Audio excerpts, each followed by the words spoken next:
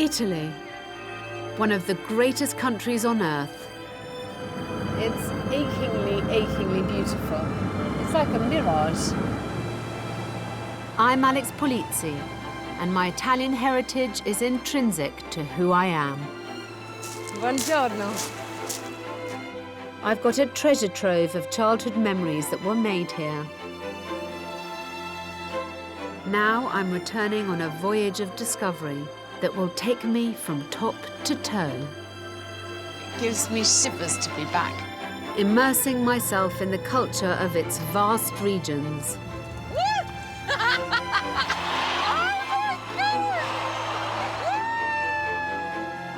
Reconnecting with my roots. Hi, darling. And uncovering some of this magnificent country's secrets. This is completely blown me away. Wow. Wow.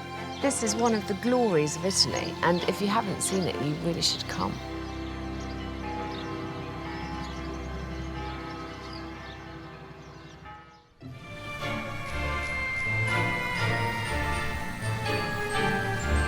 Naples is my first stop.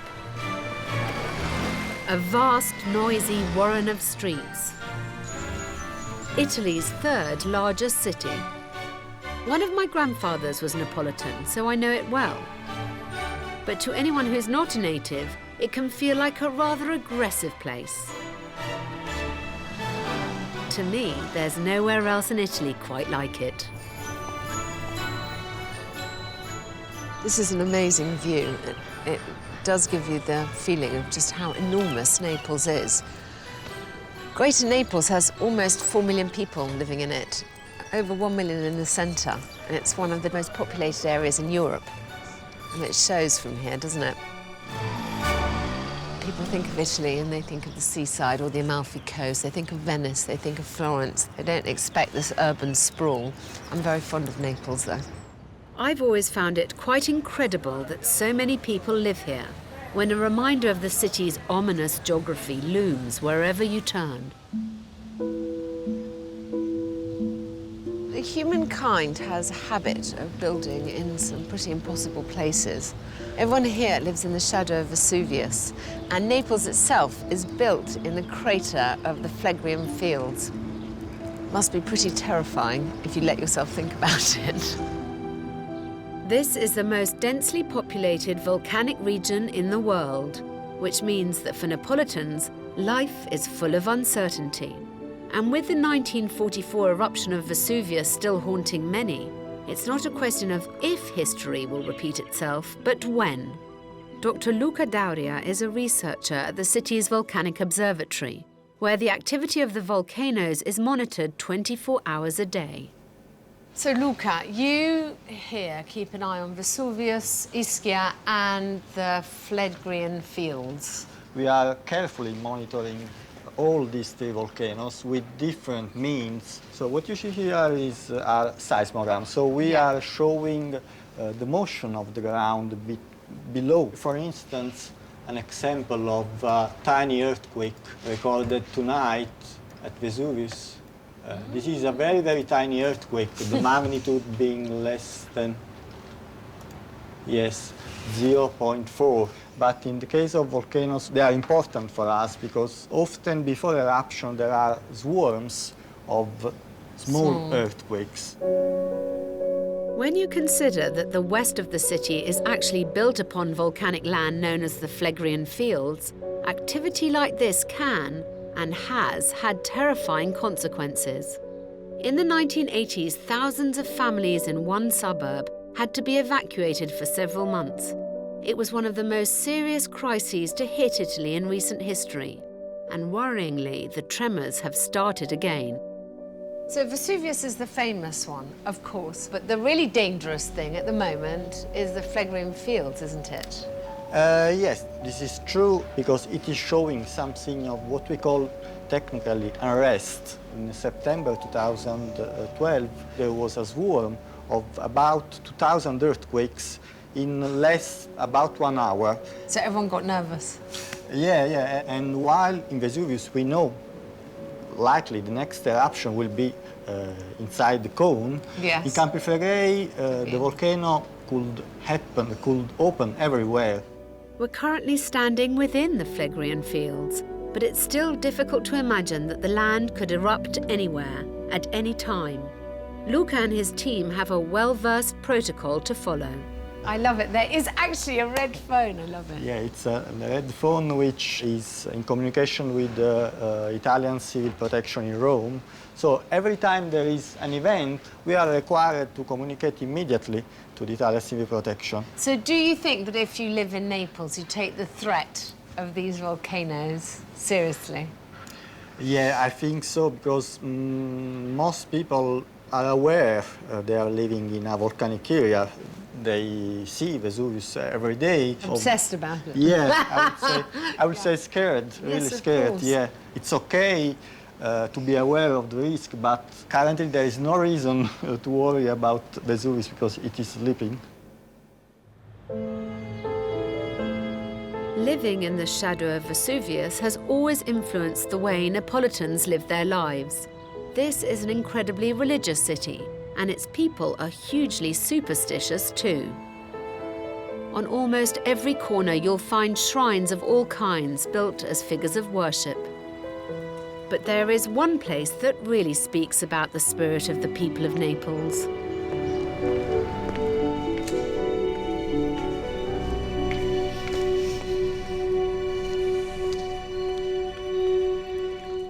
Well, this is Fontanelle Cemetery, and I've heard about it. I've never been here before.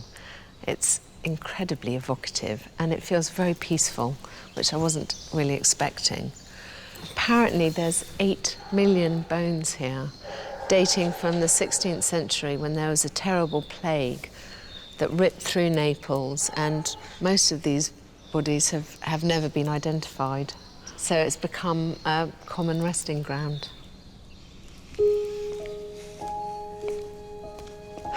Not a bad place to lay your last earthly remains. This place has been taken to the people of Naples' hearts. People still come here and light candles and say prayers here. And I think people who don't have the bodies of their own loved ones to mourn over adopted skulls and honoured in whatever way they could. And this is a cemetery of poor people. This was specifically bones of people who were too poor to afford a proper burial. And so the poor of Naples come to worship the poor dead. Things like the little coffins, of course. I've got children. You know, they break your heart. I must admit, I've added my own small token to that pile. Never hurts to say a prayer in the hope of grace being shown to you. So that is one of the most famous skulls here, the skull of Donna Concetta, who's famous of helping women with conception. And she's known as the skull that sweats. Apparently, if she's going to grant your request, then she slightly perspires.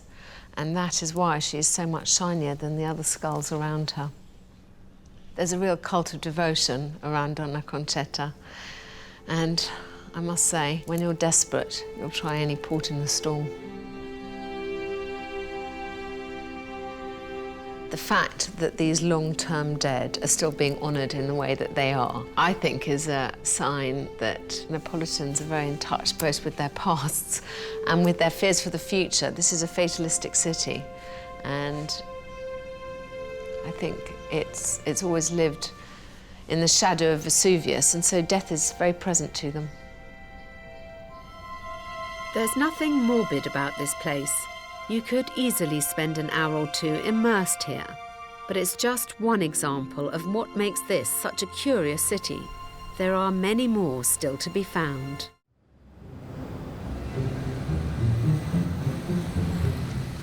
I've always felt that Naples has an authentic grittiness.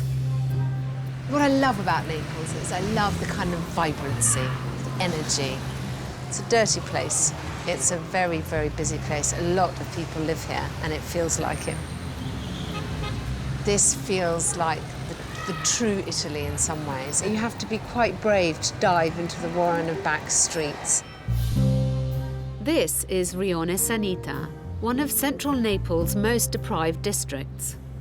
But beneath its ordinary exterior, it's built quite an extraordinary reputation for itself. 300 years ago, Sanita contributed 90% of the world's production of gloves to the fashion industry.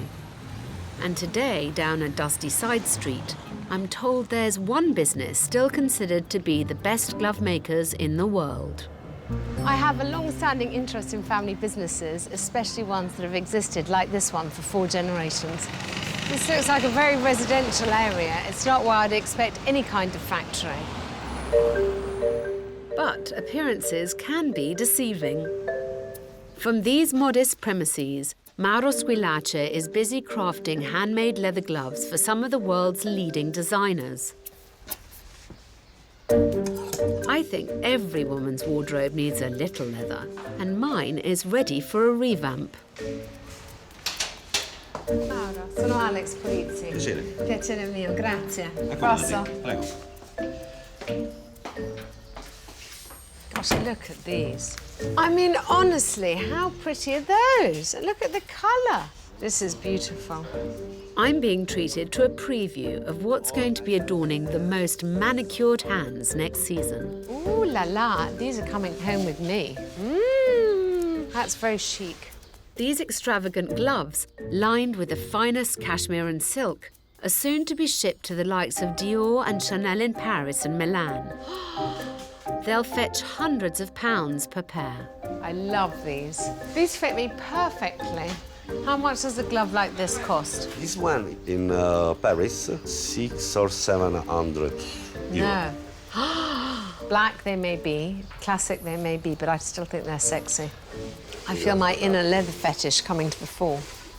I say a woman with the glove is dressed. I'm sure my husband would agree with you. It's the region's strong tradition in tanning and dyeing leather that won it its reputation. And Mauro's family has dedicated their lives to the craft. So, how many glove makers are there like you in Sanita? In the past, there is 100.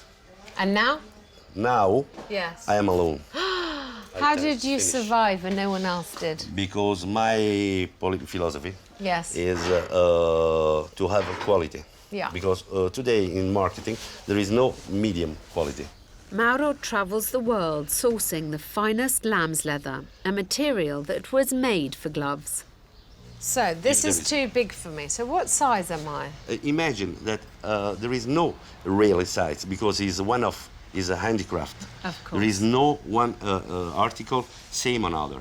And in the same leather, if I cut one pair here on the leather, Yeah. another one in bottom, It is makes sense. different. It's different in stretch, in softness. The best one is here Is it? because near to the bottom, the lamb. It sits down. It Yeah. rests on that side, so it's a bit more worn. There are more imperfections on the rump than there are on the shoulder, for obvious reasons. Astonishingly, 60,000 pairs of gloves are produced here every year. But what's even more impressive is that for each glove, there are 25 intricate stages of production. Mauro said he gets very upset when he goes to sell and people call his gloves accessories. These are not accessories. A belt is an accessory. A glove is a work of art. Whilst every stage of the craft work is rigorously checked by Mauro and his team, it's a small army of women living in the Sanita district who painstakingly stitch each glove using these 80-year-old machines.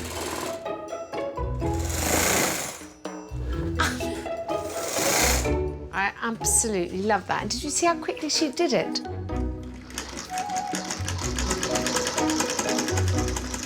Quanti anni ha fatto questo lavoro, signora? 5, 6. 60.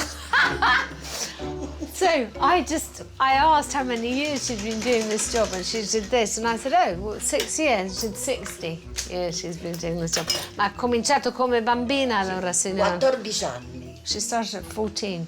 75. Ma li porta benissimo, signora. Si vede che è un lavoro salutario. Noi siamo bambini. Ah, Non ci bambini. vogliamo arrendere perché ci piace lavorare. Italy has a huge tradition of piecework, and I did know about that.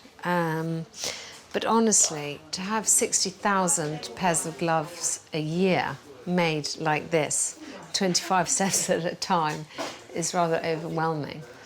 Who would have thought that you'd come up these slightly squalid stairs to find the centre of Neapolitan glove making? Not me. The city's food scene holds a few surprises too. The cuisine here is as varied as its history, but the most ancient tradition of them all is street food. This is the Neapolitans' take on fast food. For centuries, people have filled up on dishes that are cheap to produce, yet rich in their flavour. But I have to say, some are more appealing than others. Tripe, pig's trotters, marrowbone, all the things which, frankly, we've become too rich to eat in England. Brawn are still eaten here regularly. I remember eating tripe with beans with my grandmother. Can't say I'm thrilled or looking particularly forward to trying it again today. Grazie. This is calf's head. This isn't quite what I was expecting. Bueno. It's delicious. It's boiled. A bit of salt and lemon. Really taking me back to my childhood. We in the rich Western world have got used to eating things like fillet, but that's only one bit. And there's a lot of other bits that we leave behind.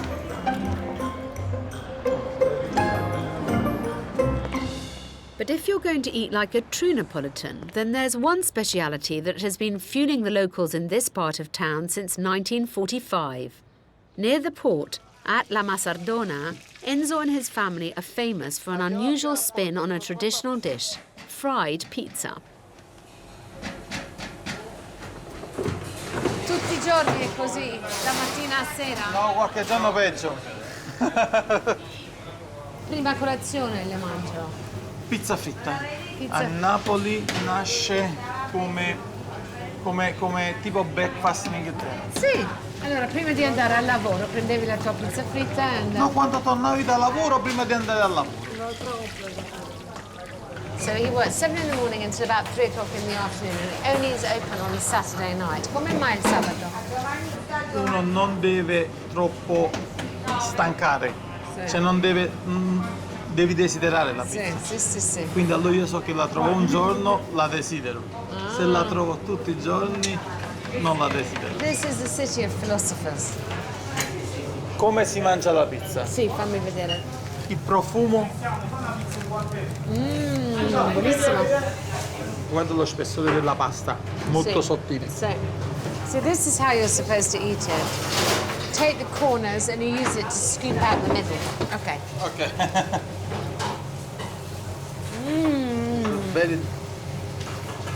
Questo è molto delicata questa. Questo è buonissimo. È molto delicata come pizza. Enzo and his fried pizza have reached legendary status in Naples, and deservedly so. As proof, he's even been immortalised with his very own figurine. This is considered to be the ultimate accolade in Naples, and the origins of this quirky tradition can be discovered in one of my favourite places in the city. So we're in Via San Gregorio Armeno, otherwise known as Christmas Alley, and here it is Christmas all year round. This tiny alley is the heart and soul of the Neapolitan Christmas and is one of the most famous places in Naples to wander. The intricate figurines made by artisan craftsmen draw a stream of curious customers, and it all began with a devotion to the nativity scene. Giuseppe Cesarini's family business has been here since 1834, creating little characters for mangers in the most astonishing detail. Allora, questo è un Bambino Gesù? Sì. E lo fa in argilla? Sì. E fa sempre tutto in argilla?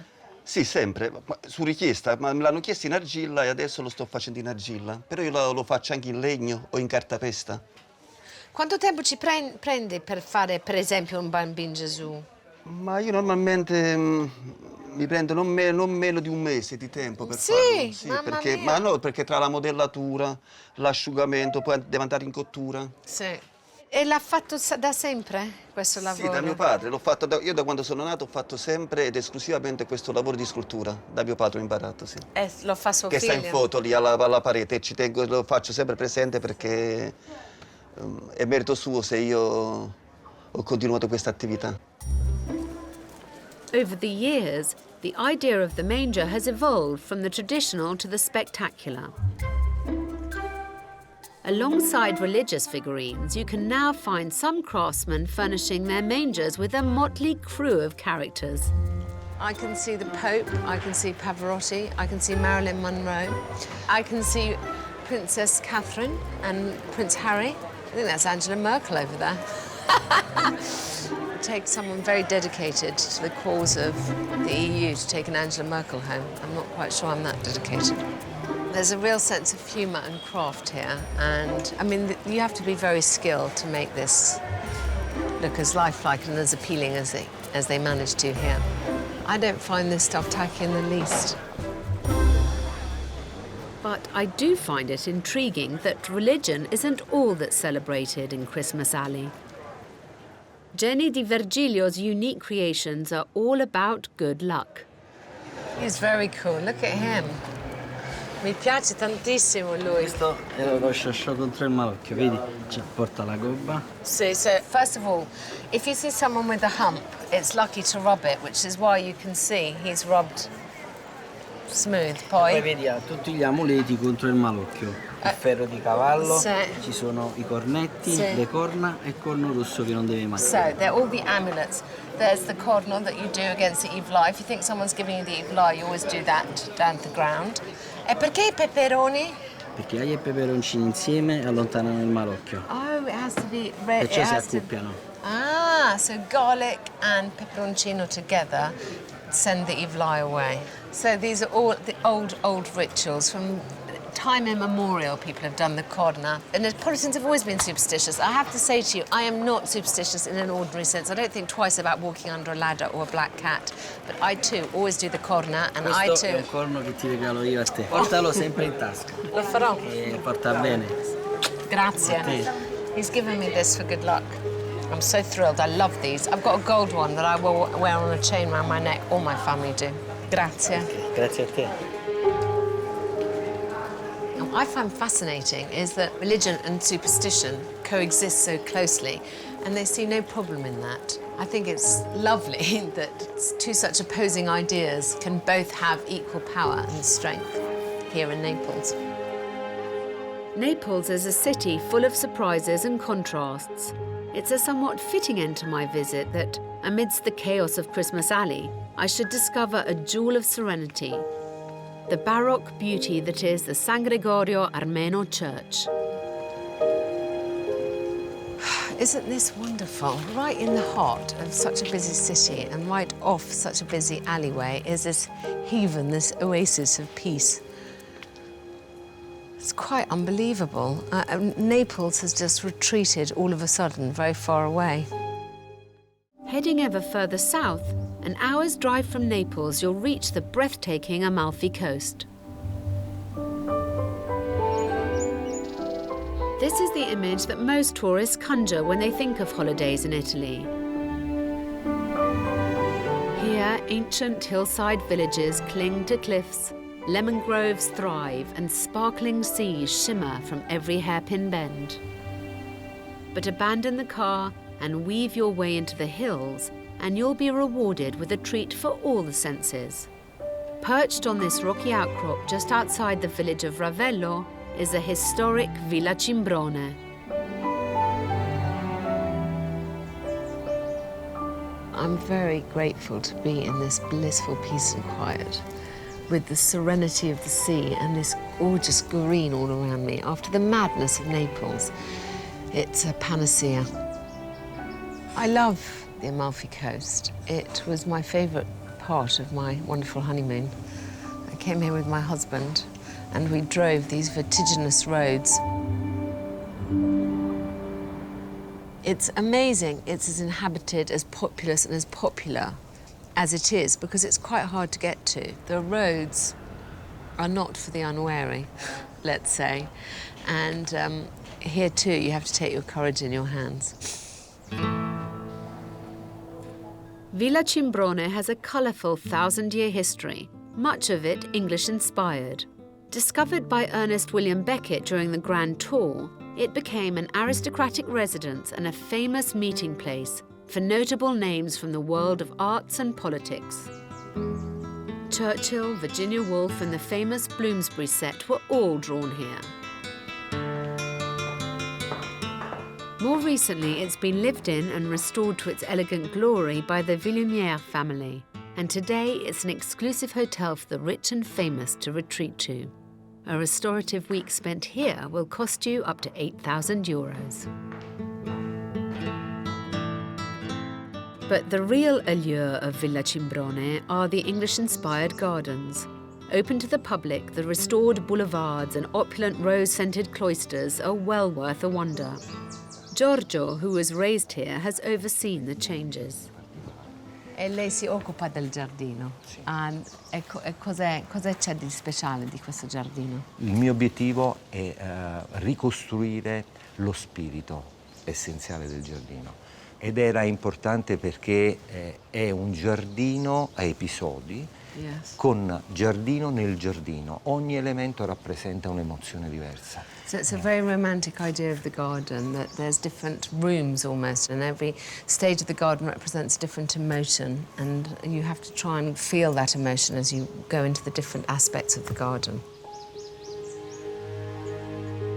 If you let it, this place can have a profound effect on you. Beckett's deep depression was said to have lifted during his time here, and it certainly struck a chord with artists throughout the years. Can you imagine Wagner coming here on horseback with his friends from the area and sitting on the belvedere and eating and drinking? Ma in che stato era quando voi eravate bambini? Pessimo. Pessimo. Insomma, del giardino c'era soltanto il viale e la parte laterale che era in qualche maniera coltivata e tenuta bene. Tutto il resto, insomma, era una sorta di bosco. Scattered around the garden, visitors will come across thought-provoking statements from famous authors. This is an Omar Khayyam piece, Our moon of my delight that knows no wane, the moon of heaven is rising once again. How oft hereafter rising shall she look through this same garden after us in vain. So the idea is that you should read this and look at the garden and think upon the brevity of one's own life and enjoy every moment while one can. These gardens are considered to be one of the finest examples of English garden design in Europe. But standing on the infinity terrace, it feels distinctly Mediterranean. Here, it's been said that one feels the desire to fly. Giorgio just said to me that anyone with any sensitivity gazing out on this view will feel the hand of the divine. I mean, this is a view that has been appreciated since Roman times, although I find it rather tantalising that the sea is so far away from me. I think the whole point about this coastline is the sea and the cliffs that fall so precipitously directly into the sea.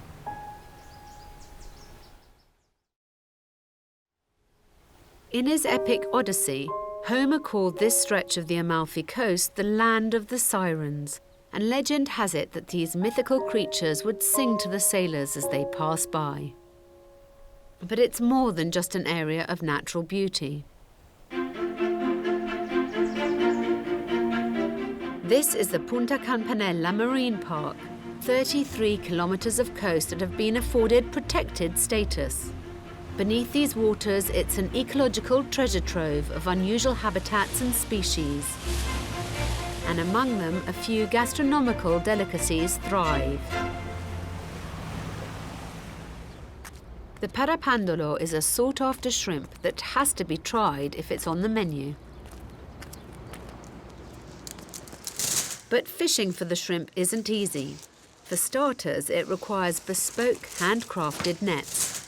For nearly a century, locals like Salvatore have been weaving with wicker and even olive tree branches to make these shrimp nets. It's thought that the smell of the cane, together with the bait, is the ultimate temptation for the otherwise elusive creatures.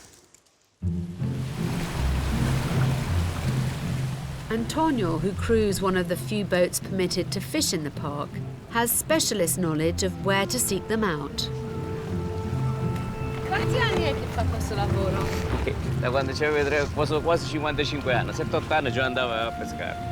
5-6 anni già, con mio padre, con mio nonno, sempre la tradizione di pescatori.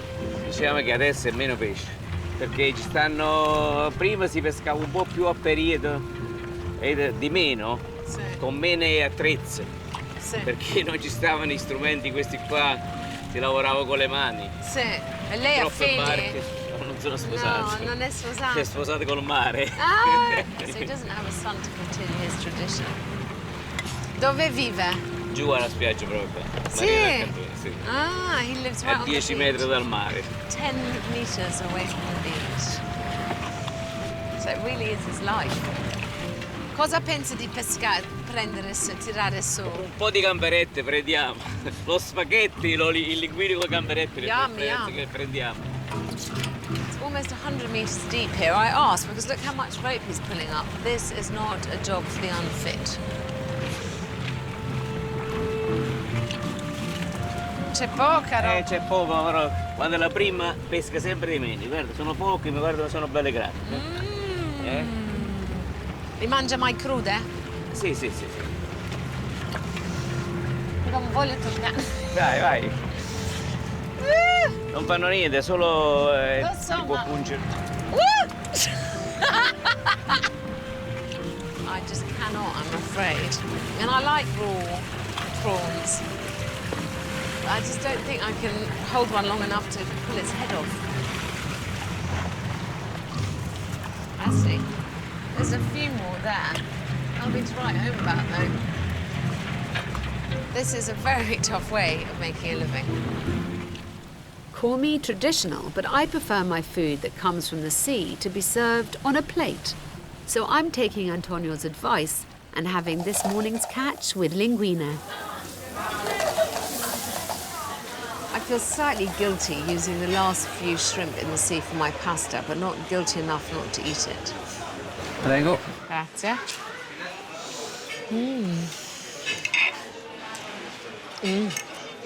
Best way to eat shrimp is with your fingers and to suck any juice that you can out of it. Delicious. It's a dirty job, but someone's got to do it. Seafood doesn't come fresher than this, but it's just one of many tastes of the Campania region's cuisine. I'm about to discover that the real flavour of Italian cooking can be found growing among this rich and fertile land. My time in the Campania region has been as remarkable for the food as for the stunning scenery from which it's produced. I've been on a culinary adventure, from the nostalgia of street food to the finest Michelin-starred fare. But I'm still yet to experience the simple cooking that I remember my grandmothers for.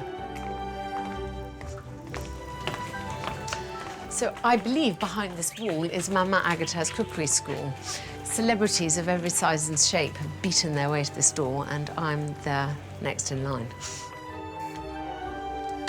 Buongiorno. Oh, ciao, Alex. Buongiorno. Come stai? Bene. E tu? Please, welcome in. I'll show you my hidden treasure, Alex. For the past 10 years, Chiara Lima has been running this world-renowned cookery school in the tiny cliffside village of Ravello. The family secrets are shared with up to 1,000 students a year. The school was born from the legendary talents of Chiara's mother, Mama Agata, for whom cooking has always been at the heart of family life. While living a simple existence here, her recipes have amazingly gathered a star-studded fan base. how did your mum start cooking? And what kind of style of food does she do? She started, she was only 8 years old. I mean, she is one of 8 brothers and sisters, and she was born in the Second World War. So when the parents left to be in the garden to work, to make food for them to eat, she was cooking already for the family, 8 years old. She learned a lot from her mother and her grandmother. So what we are cooking today is extremely traditional, just passed from generation to generation. At the age of just 13, Chiara's mother went to cook for a rich American woman who lived in the village and had some famous Hollywood connections. My mother cooked for Jacqueline Kennedy in 1962 for Fred Astaire. They were filming Cleopatra in Rome. Liz Taylor and Richard Burton came into the villa and my mother cooked for them. There was Humphrey Bogart, I was in Ravello, and after the film she cooked for him and he loved her lemon cake. We used to call her Baby Agata. And he would go, Baby Agata, I love your food, but I love your lemon cake. So she was baking 3 times a day because they loved her food. So I thought, well, if they loved her food, maybe we can teach some traditional cooking. And tell me, this is your land, isn't it? Yeah, well, you grow a lot here. We grow everything. We have lemons. All what you see below are lemon grove. Here, the garden, the herbal garden. Over there, all the vegetables, the potatoes. But we also have olive trees, so we make our own extra virgin olive oil. We can 3,000 jars of tomatoes a year. We start 4 o'clock, we finish at midnight for a couple of weeks. My goodness, darling. I bet you don't. So you don't go away on holiday much? We don't have much time. It's quite a privilege to be invited into this kitchen, the heart of this family's home for 250 years. Mama, let me introduce you this beautiful girl, Alex Polizzi. Grazie. She's from England. Okay, Alex, I heard you love the food of your grandma and your, you know, when they used to cook. And the way that we're cooking today is very, very traditional. Fine. It's Mama Agata tomato sauce. Great! It's the sauce that we will always have on the stove for cooking anything. Everything. So it's the base for a million other dishes. Yes. I'm hoping I can tease a few secrets out of this pair. Okay, Alex, of course, extra virgin olive oil. And then we're using cloves of garlic, very simple, and a few leaves of basil. The first thing is that the garlic is not chopped. The reason why we don't chop, because this is a basic tomato sauce. You don't want the flavor of the garlic to be predominant. Okay. And the same, you know, the basil. Never on earth. Yeah, God because forbid. And another very important thing is the oil. You know, very often we read or we hear, heat the oil, drop the garlic, burn the garlic. So what I'm going to do now is to bring the temperature of the extra virgin olive oil gently, gently up. The olive oil alone absorbs the flavor from the garlic and the basil. If you see the oil, you can hear with your ears the sizzling. And when the oil becomes too hot, start to spit. Means, Chiara, stop talking, because otherwise you burn the garlic. Okay, so fine. at this point, I'm going to pour the tomato sauce. Listen to this. It's a nice sound. What happened in the pan, we just had a wedding. We married the extra virgin olive oil, properly infused with the garlic and the basil, together with the tomato sauce. Yeah. Chiara throws in a few ripe cherry tomatoes to intensify the flavour, and then she's done. Now we're going to leave the sauce in peace because it's honeymooning, you know, so they have to merge with each other. It's love. Give them some privacy. Yeah. I must say, the smell of the kitchen is beginning to make my mouth water. Do you want to taste it? Yes. Some of the tomato sauce? Yes. This is the tomato sauce that my mother prepared for you earlier. Don't be stingy. I won't be stingy. Don't be stingy, my dear. Grazie. Voila, my dear. And then we can put some of the red hell on the top. Nice. Buono. Bueno. But this is just a basic. Next is an age-old family recipe. Farmer's spaghetti is derived as a very simple but nutritious meal that the farmers' wives could throw together at a moment's notice. Everything would be picked from the garden. We're going to use cherry tomatoes for this recipe. Then we're using oregano. Beautiful. Green olives without the pits. Black olives With pips. with pits. And not last, we're using capers. I love capers. This was my mom, Jacqueline Kennedy favorite recipe, and she loved this simple recipe. Very soon you will smell the Chanel of the kitchen, the best smell ever. You've got some good lines, darling. Yeah. Chanel number 5. Yeah. My mother chopped the parsley into the cherry tomatoes. She didn't put actually the parsley straight into the pan, because if you burn parsley, it turns into poison. All of the ingredients are added to the pan, left to cook for mere minutes, and that's it. Less than 10 minutes, spaghetti of the farmer are ready. And when we will serve this pasta, we will put no Parmigiano cheese on the pasta, because that will cover the flavor. Just use a bit of extra virgin olive oil. Bricks, please take note that this is another big no-no, along with cappuccino in the afternoon. Yummy, yummy. Grazie. My goodness, I wish you had smell-o-vision. This is just delicious. Che odore. It's delicious. Buono. Bueno. It's simple, really. And then the cherry tomatoes, the olives. This is really delicious. I just cannot express to you. You know, my mama, when she sees you eating, she's always happy.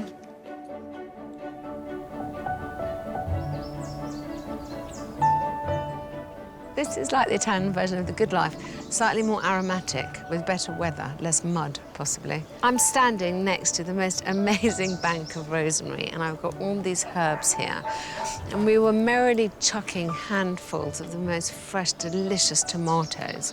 I hate being soppy. Really trying quite hard this trip not to be soppy, but it's made me miss my grandmothers so much. I must say I had a tear in my eye, because they both spent their lives in the kitchen, and it's that generation of women for whom there was no other choice. And yet, she still loves it. I found this incredibly inspiring. And more than that, it's just, it really reinforces that family connection when you cook like that in order to feed your nearest and dearest. There's such enormous pleasure and satisfaction in doing it when you get the chance, and with lovely ingredients. I must say, I must make more of an effort at home.